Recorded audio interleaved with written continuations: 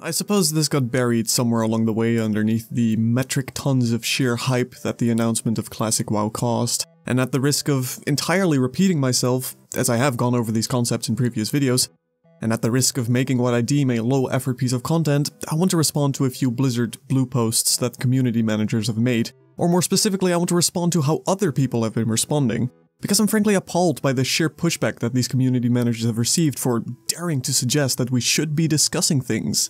I've seen other content creators flat out suggest their audience should go to those forum posts to basically bully them, and that's beyond ridiculous. At the end of the day, don't we all want a healthy, classic WoW player base, as opposed to an incredibly toxic one?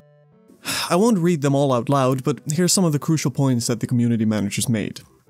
I personally think it's fair to have a discussion about classes/specs in Classic, considering class balance as a philosophy didn't exist back then as it does now. The idea of a hybrid tax was obviously not very good in the grand scheme of overarching class design, and it made some specs arguably not viable/unplayable. I'm not suggesting we make huge changes, or even small changes at all for that matter, but that is a worthwhile conversation to have. This was met by a lot of hatred and threats of people going back to private servers. And you might fundamentally disagree with what Ythisens, no idea if I'm pronouncing that one correctly, is suggesting here, and that's fine. Ythisens' post doesn't boil down to, we need to make changes, it boils down to, it's a worthwhile conversation. Moving on, Ornyx stated, to be clear, we are simply encouraging conversation and discussion. I think it's more showing that you would try to shut down conversation with your big bolded letters instead of engaging in a constructive way. If you want to try to lay out a plan to show the community why those things are things the Classic community shouldn't want, then do that. You are not the sole voice in this conversation. What a reasonable thing to say. Well, again, plenty of people disagree on the basis of this community manager saying they are willing to listen to the community.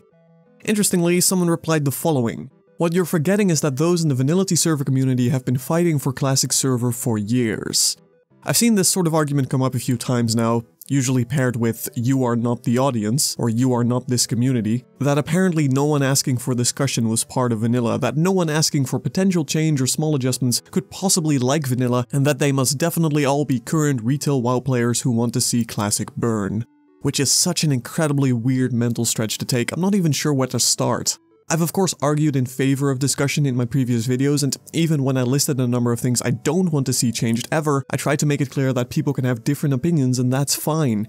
Game development, especially one such as popular as Classic WoW, is not going to happen in a vacuum. There's a huge community aspect here that people are basically now demanding to be ignored, which is simply not healthy in fostering a non-toxic player base.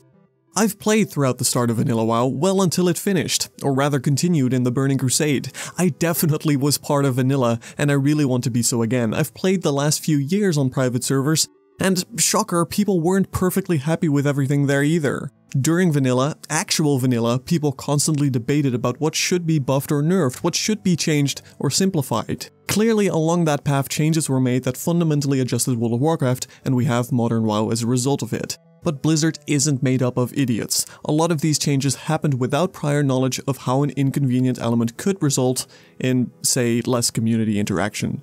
Balance wasn't a one-and-done thing either. It wasn't set in stone, and classes certainly weren't in a perpetual 1.12 state, where we now see 20% warriors, 20% rogues, and 20% mages, and the rest as basically filler.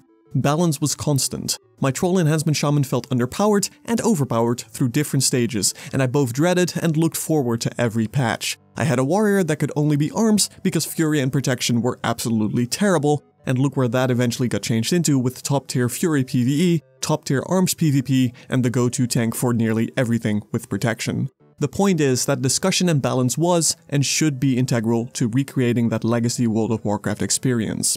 Why are we suddenly so afraid to discuss these things? I mean, I get it, you don't want drastic changes that undermine World of Warcraft vanilla, but that's not immediately going to happen the moment someone makes a discussion point you disagree with.